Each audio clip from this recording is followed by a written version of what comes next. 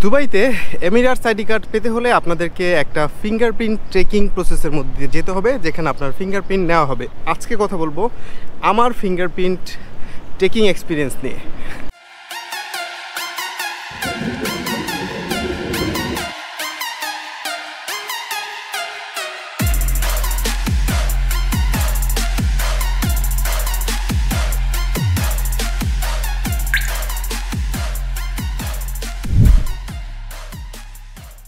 Hello everyone, Miraj বলছি Dubai থেকে।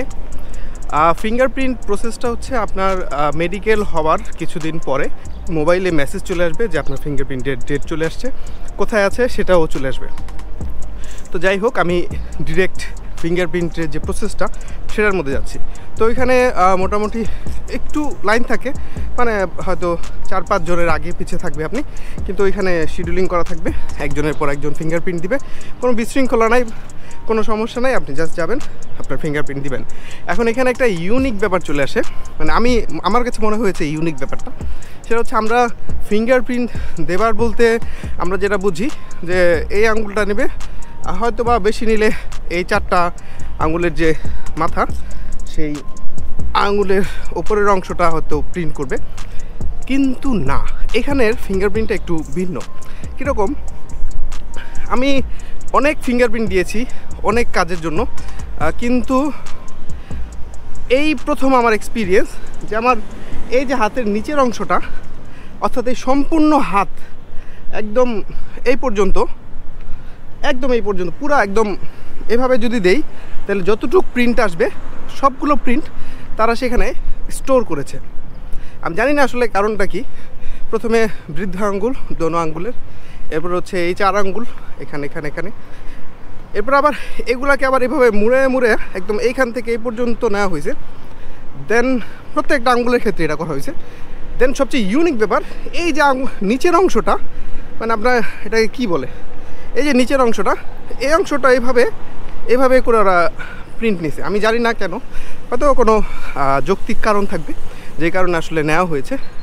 তো একটা অন্যরকম এক্সপিরিয়েন্সের মধ্যে দিয়ে গেলাম, যে মনে হইল যে এখানে আসলে কোনো কিছু করে আপনি রক্ষা পাওয়ার মতো না, ফিঙ্গারপ্রিন্ট দিয়ে হইলে আপনাকে ধরে ফেলবে।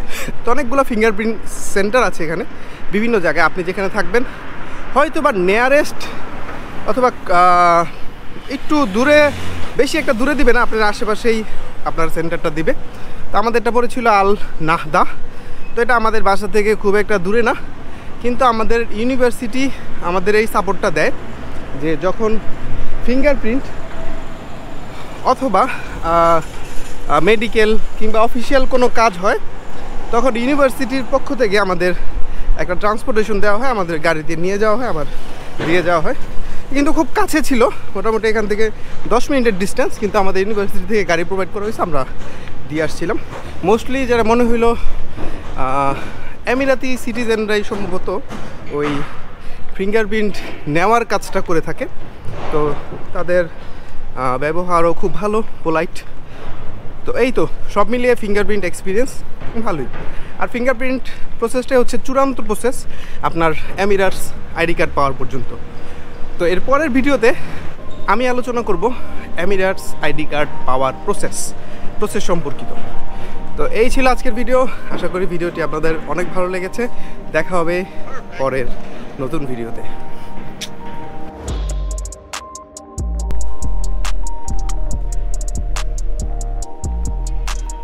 আমি প্রতিদিন ইউনিভার্সিটিতে এই রাস্তা দিয়ে যাওয়া আসা করি। এই গাড়িটা কি সুন্দর একটা গাড়ি এখানে পড়ে আছে, আমার মনে হয় আমি প্রথম থেকে দেখতেছি এটা, মানে দিস ইজ দুবাই। যে কোনো কিছু রাস্তায় এভাবে অ্যাবান্ডেন্ট অবস্থায় পড়ে থাকতে দেখা যায়। আর এটা তো একটা পার্কিং লট। তো অনেক গাড়ি আছে এখানে, আমার মনে হয় বেশ কিছুদিন যাও ব্যবহৃত হয়নি। এটাই দুবাই।